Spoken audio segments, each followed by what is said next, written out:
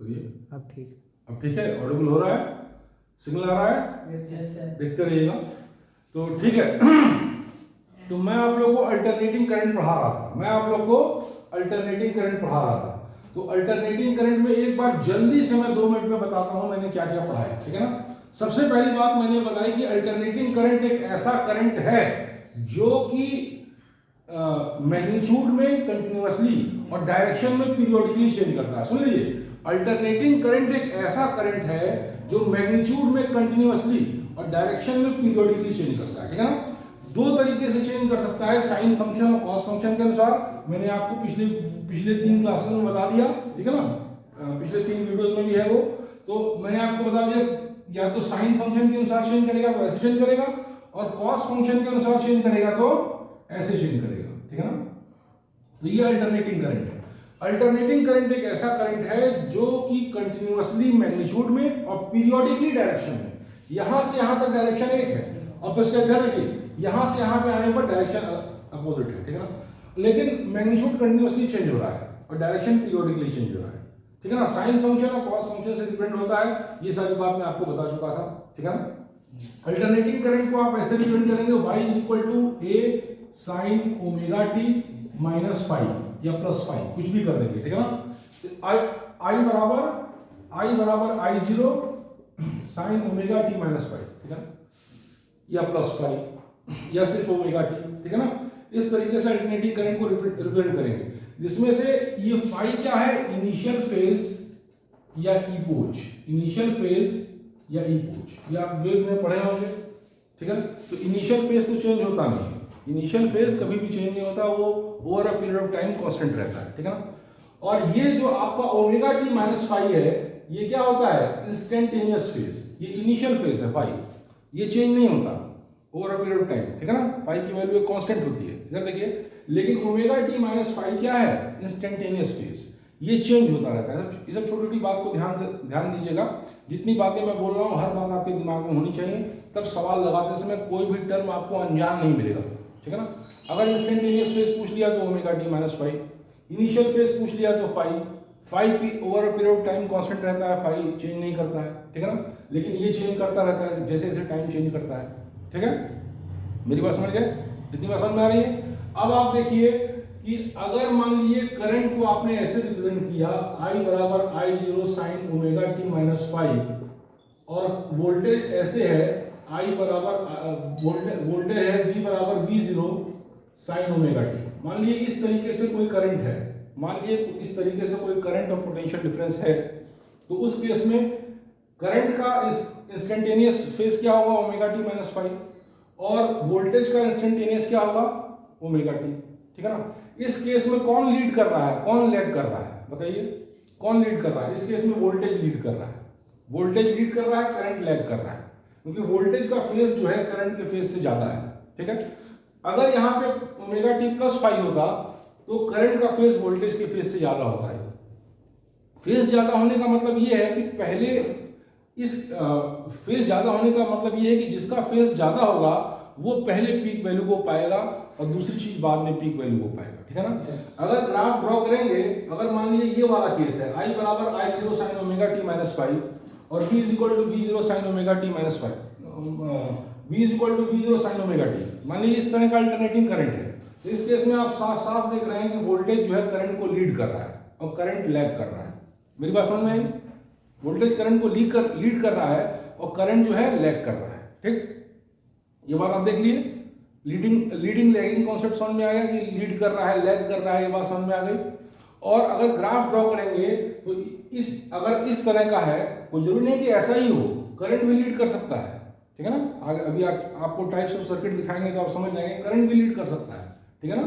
Current lead कैसे करेगा, मान लीजिए I बराबर I0 sin omega t plus five होगा, ठीक है ना, या I बराबर I0 sin omega t plus 5 और ये होता है V बराबर V0 sin omega t plus 5 और 5 5 से ज्यादा होता तो उस केस में करंट लीड करता, ठीक है ना।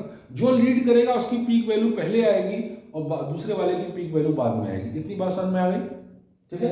ये होता है इंस्टेंटेनियस फेज, इस केस में इंस्टेंटेनियस फेज 0 है, ठीक है ना, कुछ भी नहीं है।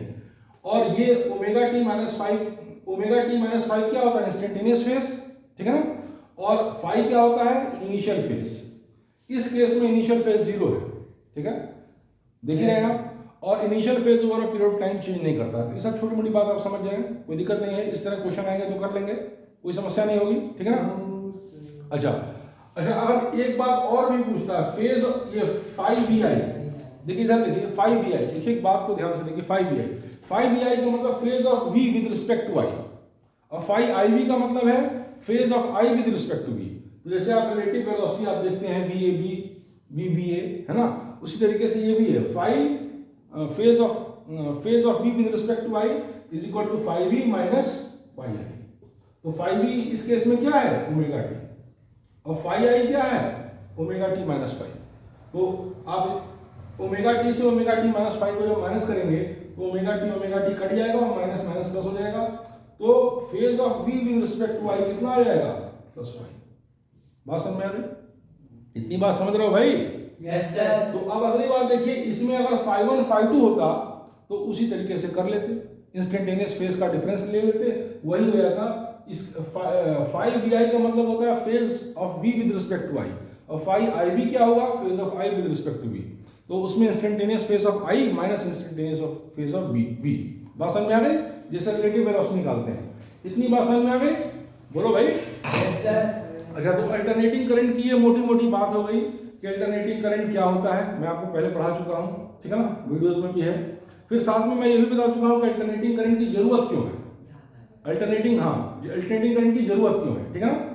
लेकिन ऐसा नहीं है कि सब काम अल्टरनेटिंग करंट से ही करेंगे, कुछ काम ऐसे हैं जैसे चार्जिंग ऑफ अ बैटरी, जैसे इलेक्ट्रोपैटिंग या कुछ और भी काम है ना, उसमें वो देखिए, इधर देखिए, ध्यान से देखिए, उस केस में एक जगह दिमाग रखिए, दिमाग एक जगह होना चाहिए, पढ़ते समय, खेलते समय, खेलने में, ठीक है ना। अभी खेल के आ रहे हैं तो उस समय खेलते ही रहते हैं, ठीक है।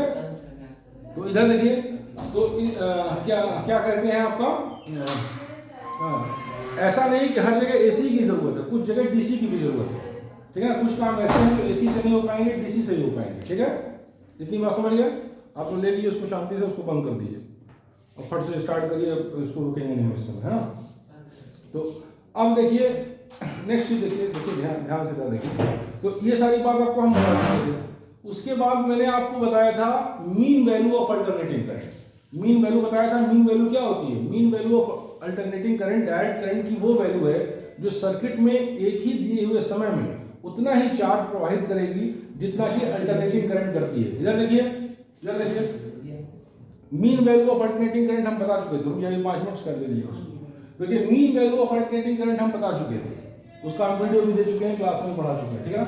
Mean value of alternating current वो वैल्यू है डायरेक्ट करंट। जैसे मान लीजिए इधर देखिए, ये सर्किट है, इसमें अल्टरनेटिंग करंट फ्लो कर रही है, इसमें अल्टरनेटिंग करंट मान लीजिए फ्लो कर रही है, ठीक है। मान लीजिए ये सर्किट है, इसमें अल्टरनेटिंग करंट ऐसे फ्लो कर रही है, ठीक है ना, ठीक। तो अगर अल्टरनेटिंग करंट ना फ्लो करती, अगर डायरेक्ट करंट फ्लो करती, तो डायरेक्ट करंट का क्या होता है, एक वैल्यू फिक्स होती है। अल्टरनेट तो करता नहीं है, मैग्नीट्यूड और डायरेक्शन तो चेंज होता नहीं है, मैग्नीट्यूड कंटिन्यूअसली और डायरेक्शन पीरियोडिकली तो चेंज होता नहीं है।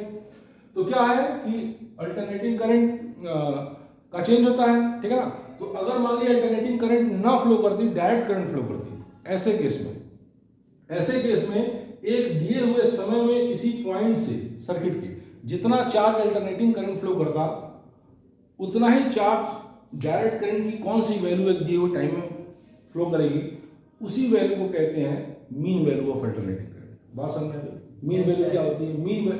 जैसे मान लीजिए सर्किट है, सर्किट में आपको अल्टरनेटिंग करंट फ्लो कर रही है, ठीक है ना। अल्टरनेटिंग करंट का डायरेक्शन मैग्नीट्यूड दोनों चेंज कर रहा है।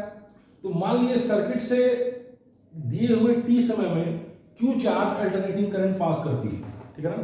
तो डायरेक्ट करंट की कौन सी वैल्यू है जो इतने ही टाइम में क्यू चार्ज पास करेगी, उसी को mean value of alternating current कहते हैं। इसे समझा चुके हैं, प्रूफ करके दिखा चुके हैं, ठीक है ना। उसका 2I0/π आया था, दिखा चुके थे। अब मैं आगे चल रहा हूं और आपको एक छोटी सी बात बता रहा हूं। इधर देखिए, हाँ, एसी डीसी को मेजर कैसे करते हैं हम बता चुके थे, ये हमने बता दिया था। डीसी को मेजर करने का सिंपल तरीका है, डीसी का मैग्नीट्यूड से कांस्टेंट रहता है, मूविंग कॉइल कैलकुलोमीटर है, ठीक है ना, एमीटर है, इससे हम डीसी करंट को मेजर कर लेते हैं। लेकिन एसी के केस में क्या होता है, मैंने आपको बताया था, एसी कंटिन्यूअसली अपना पीरियोडिकली अपना डायरेक्शन और कंटिन्यूअसली अपना मैग्नीट्यूड चेंज करता है एसी। तो ऐसे केस में क्या होता है कि कॉइल का पॉइंटर मान लीजिए करंट इधर जाना चाहेगा, तब तक फिर करंट मतलब अगर 50 की फ्रीक्वेंसी है, अगर 50 की फ्रीक्वेंसी है जो कि इंडिया में सप्लाई की जाती है, 60 की फ्रीक्वेंसी सप्लाई की जाती है कहाँ पे, यूएस में, यहाँ पे 50 की फ्रीक्वेंसी पे एसी आती है और साथ में 220 वोल्ट पे आती है, और यूएस में कितने भी आती है 60 हर्ट्ज पर सेकेंड, हाँ 60 हर्ट्ज फ्रीक्वेंसी है यूएस में, और साथ में उसका जो वो है क्या कहते हैं पोटेंशियल डिफरेंस वो 110 वोल्ट है, कम है, यहाँ से कम है, यहाँ पे ज़्यादा है, ठीक है ना। तो अब आप देखिए अगर फ्रीक्वेंसी 50 हर्ट्ज है इंडिया में, तो मतलब 100 बार डायरेक्शन चेंज कर रहा है। अगर 50 हर्ट्ज है तो 100 बार डायरेक्शन चेंज कर रहा है, बात समझ में। तो उससे क्या होगा, इधर देखिए जो पॉइंटर एक बार इधर ए डायरेक्शन है तो इधर जाना चाहेगा, 1 सेकंड में 100 बार चेंज कर रहा है, बात समझ में। तो एक बार जैसे पॉइंटर इधर जाना चाहेगा तब तक इधर इधर इधर इधर इधर, तो इनर्शिया की वजह से मूव ही नहीं करता है। इसलिए अल्टरनेटिंग करंट को हम उस इंस्ट्रूमेंट से नहीं मेजर कर पाते हैं जिस इंस्ट्रूमेंट की मदद से हम डायरेक्ट करंट को मेजर करते हैं, बात समझ में। तो इसको मेजर करने वाला जो इंस्ट्रूमेंट है वो हीटिंग इफेक्ट पे आधारित है। वो किस पे आधारित है, हीटिंग इफेक्ट। अरे अल्टरनेटिंग करंट ऐसे जाए या ऐसे जाए, हीटिंग इफेक्ट तो सेम रहेगा, हीटिंग इफेक्ट तो नहीं चेंज करेगा, मेरी बात समझ आ रही है। तो हीटिंग इफेक्ट पे आधारित है इसको मेजर करने वाला इंस्ट्रूमेंट, ठीक है ना। और इसमें लीनियर स्केल हम डिजाइन नहीं कर सकते क्योंकि हीटिंग इफेक्ट क्या होगा, I2RT, ठीक है ना बेटा। इधर देखिए ध्यान से देखिए, I2RT हीटिंग इफेक्ट होता है। तो और वहां पे क्या था, मूविंग कॉइल गैल्वेनोमीटर में deflection is directly proportional to current. तो लीनियर स्केल हम डिजाइन कर सकते थे, लेकिन यहाँ लीनियर स्केल हम डिजाइन नहीं कर पाएंगे, नहीं कर पाते हैं, ठीक है ना। इस तरीके की डिस्कशन हम लोग कर चुके हैं और एसी से आपको थोड़ा यूज टू हो चुके हैं, अब एसी आपको समझ में आ रहा है, ठीक है ना। अब दो पॉइंट हम एसी के और लेके चलते हैं, 5-6 वीडियो बनाएंगे, एसी खत्म, ठीक है ना। 5-6 वीडियो और लगेंगे, 5-6 बार 20-20 मिनट में ये बोलना पड़ेगा, एसी आपका खत्म हो जाएगा, ठीक है ना। तो अब दो पॉइंट लेके हम चल रहे हैं। अब खूब सफाई से सुनिए, अभी तक तो हम रिकैप मार रहे थे कि ये आपको पढ़ाए हैं, ये आपको बताए हैं, ऐसे ऐसे है। अब एक छोटी सी रुक जाइए, एक छोटी सी बात मैं आपको RMS value of alternating current बता देता हूं, उसके बाद आप इसको कट कर दीजिए, ठीक है ना। आरएमएस वैल्यू आप लोग ध्यान से देख लीजिए, खूब जल्दी से देखिए आरएमएस वैल्यू, गौर से देखिए आरएमएस वैल्यू देखिए अल्टरनेटिंग करंट की वीआरएमएस, उसको आप लोग ले लीजिए, ठंडी हो जाएगी, ले लीजिए, इनको भी दे दीजिए, हाँ इनको भी दे दीजिए, पेप्सी ले लीजिए। देखिए इधर देखिए, ध्यान से देखिए, ध्यान से देखिए, गौर से देखिए, देखिए खूब अच्छे से देखिए। इतना सिंप्लीफाई करके मैं दे रहा हूं, सुनिए, इतना सिंपली हमको नहीं लेना है, तो हमको नहीं लेना है। देखिए ऐसा है, इतना सिंप्लीफाई करके मैं दे रहा हूं, सिर्फ मेरे वीडियोस को क्लास में आप सुन ही रहे हैं, वीडियोस को आप शांत होकर 2-3 बार देख लीजिए, सवाल कहीं से लगाइए। अब इससे ज़्यादा सिंप्लीफाई को क्या कर सकता है, और सारी बातें एकदम करेक्ट है, कुछ नहीं है, कुछ नहीं है, ठीक है ना। तो इसको आप ध्यान से देखिए। अब नेक्स्ट चीज देखिए, इधर देखिए, मैं आपको बता रहा हूं आईआरएमएस वैल्यू। देखिए जब भी किसी सर्किट में, इधर देखिए, जब भी किसी वायर में या किसी उसमें आप देखेंगे कि 220 वोल्ट और 4 एम्पियर, 220 वोल्ट 10 एम्पियर, तो 10 एम्पियर जो दिया होता है उसका मतलब आरएमएस वैल्यू होता है, रूट मीन स्क्वायर वैल्यू। इसी को इफेक्टिव वैल्यू, इसी को वर्चुअल वैल्यू कहते हैं। एसी की जब वैल्यू देते हैं तो हमारा मतलब आरएमएस से होता है, हमारा मतलब पीक वैल्यू से नहीं होता है। देखिए इधर देखिए, एसी अल्टरनेट करती है तो एक पीक वैल्यू आती है, एक एवरेज वैल्यू आती है, जो मैं पहले आपको बता चुका हूं। तो एक आती है वीआरएमएस वैल्यू, वीआरएमएस वैल्यू मैं भी आपको समझा रहा हूं। इधर देखिए, तो जब भी एसी से हमारा मतलब होता है तो हमारा मतलब किससे होता है, वीआरएमएस वैल्यू से। हमारा मतलब किससे होता है, वीआरएमएस वैल्यू से। इसी को इफेक्टिव वैल्यू ऑफ एसी कहते हैं, इसी को वर्चुअल वैल्यू ऑफ एसी कहते हैं, ठीक है ना।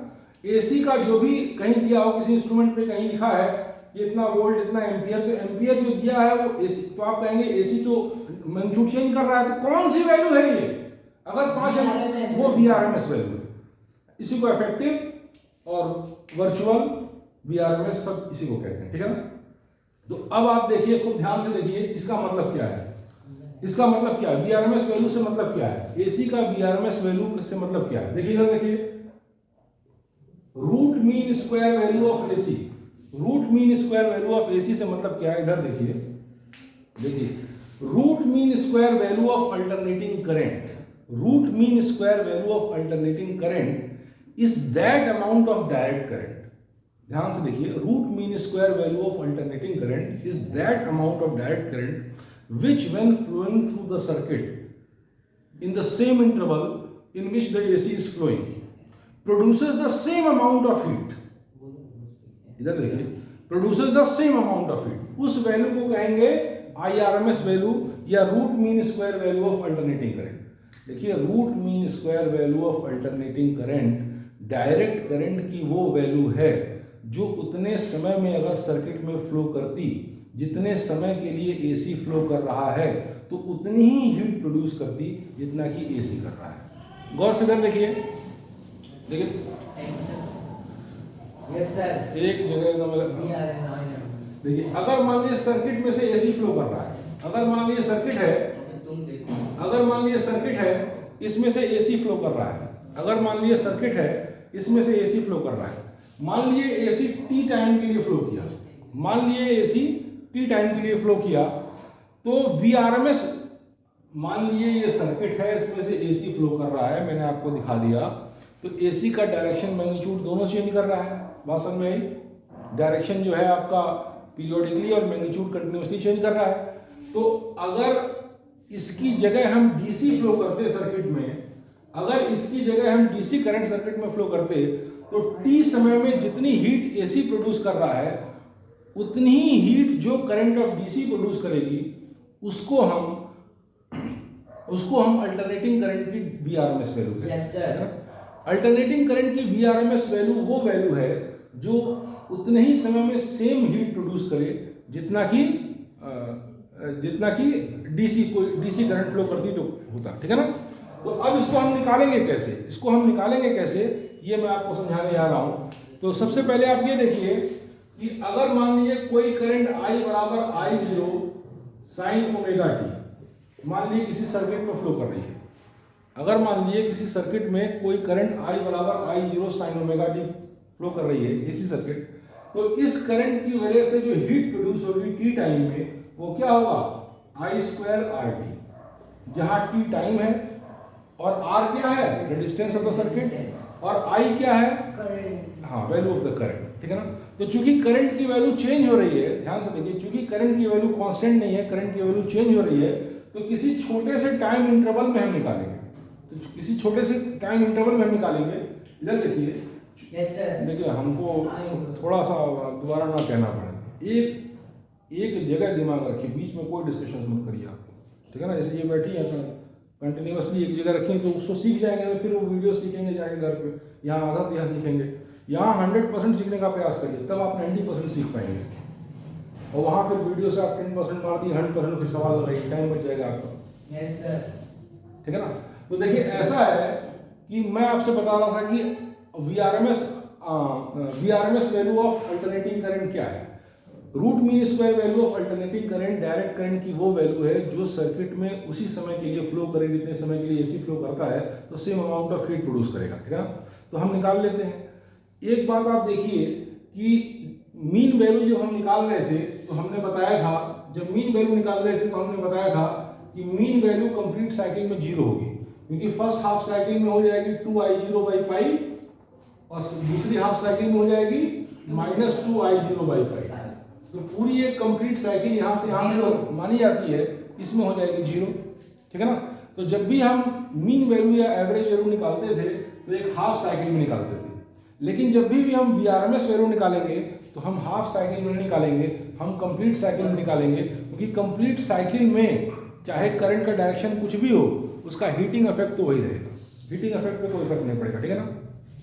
अब हमको कितनी हीट जनरेट कर रहा है ये निकालना है. अगर टी समय के लिए कोई एसी फ्लो कर रहा है तो कितनी हीट जनरेट कर रहा है ये निकालना है. तो अगर करंट कांस्टेंट रहती, अगर अल्टरनेटिंग करंट कांस्टेंट रहती, तो टी समय में कितनी हीट जनरेट कर रहा है वो I² RT हो जाता. ठीक है ना? इधर देखिए, लेकिन करंट कांस्टेंट तो है नहीं, लेकिन करंट क्या है, करंट क्या है, करंट क्या है बेटा, कांस्टेंट तो है नहीं है. तो जब करंट कांस्टेंट नहीं है तो हम क्या करेंगे, हम किसी small interval of time dt में करंट निकाल लेंगे. किसी small interval of time dt में तो करंट की वैल्यू को कांस्टेंट मान सकते हैं, कोई बहुत छोटा टाइम इंटरवल dt है, अल्टरनेटिंग करंट का मैग्नीट्यूड चेंज कर रहा है, लेकिन किसी बहुत छोटे टाइम इंटरवल dt में उसके मैग्नीट्यूड को हम कांस्टेंट मान सकते हैं। तो किसी बहुत छोटे इंटरवल टाइम dt में उसके द्वारा प्रोड्यूस हीट कितनी होगी, I स्क्वायर R dt। बात समझ में आई, स्मॉल अमाउंट ऑफ हीट हो जाएगी। और I क्या है, I0 sin omega t। I क्या है, I0 sin omega t square into R dt। ये स्मॉल अमाउंट ऑफ हीट हो गया, ये स्मॉल अमाउंट ऑफ हीट हो गया। तो फुल हीट निकालना है अगर आपको, तो इसको आप इंटीग्रेट कर दीजिए, इसको आप इंटीग्रेट कर दीजिए। तो H क्या होगा, total heat integration of DH। और मैंने आपको यहीं पे समझा दिया है कि जैसे मीन वैल्यू आप निकाल रहे थे, तो मीन वैल्यू को निकालते समय क्या होता था, मीन वैल्यू को निकालते समय आप एक हाफ साइकिल निकालते थे। Yes sir. कंप्लीट साइकिल में मीन वैल्यू या एवरेज वैल्यू की वैल्यू क्या हो जाती है, जीरो हो जाती है, ठीक है ना।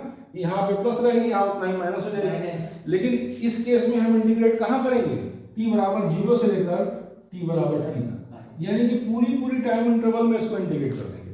बात समझ में आया बेटा, कोई दिक्कत है, कहीं से कोई समस्या है? नो।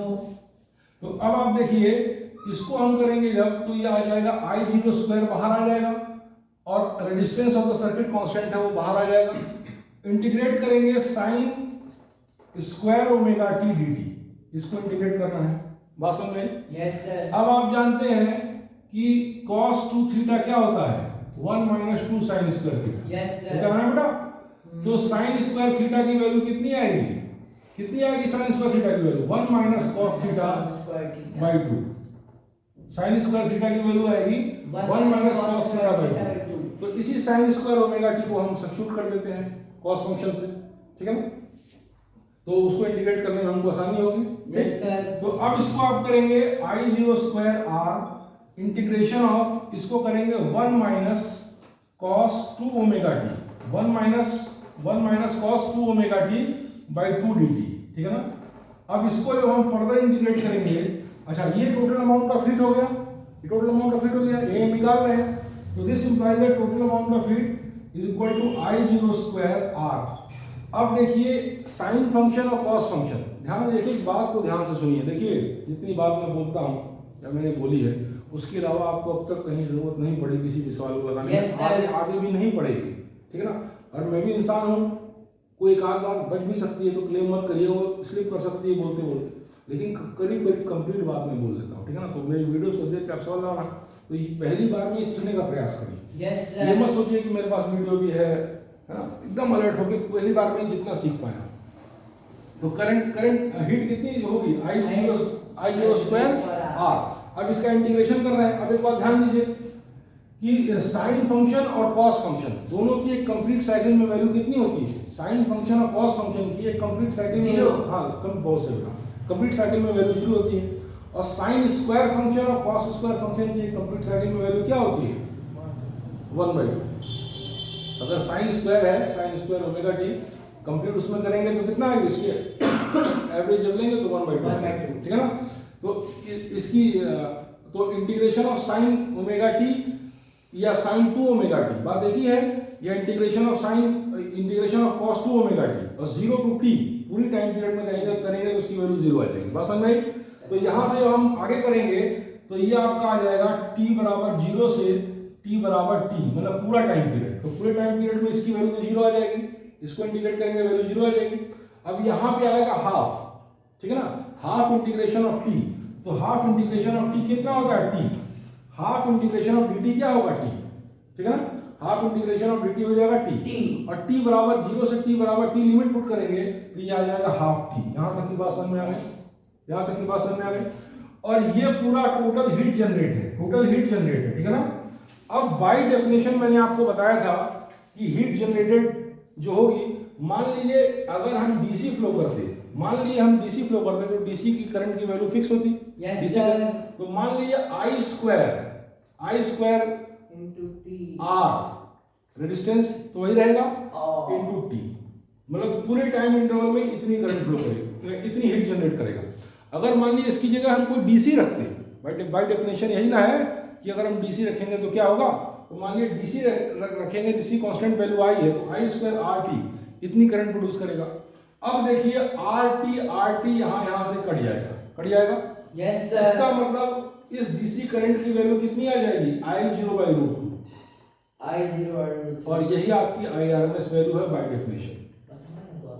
ठीक है, यही आपकी IRMS वैल्यू है बाय by डेफिनेशन। definition हाँ, तो IRMS वैल्यू क्या है अल्टरनेटिंग करंट की? I0/√2 डायरेक्ट करंट की वो वैल्यू, डायरेक्ट करंट की वो वैल्यू जो उतने समय में उतनी ही हीट प्रोड्यूस करेगी जितना कि अल्टरनेटिंग करंट प्रोड्यूस करती है, वही अल्टरनेटिंग करंट की IRMS वैल्यू है।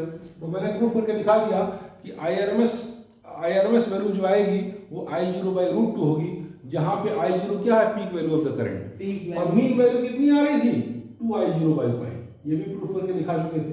मीन वैल्यू को हाफ साइकिल में निकालेंगे और IRMS वैल्यू को फुल साइकिल में निकालेंगे, क्योंकि हीटिंग Yes, sir. इफेक्ट तो चेंज होता नहीं है। ठीक है ना, तो आप कट कर दीजिए और थोड़ी देर बाद एक फिर करेंगे।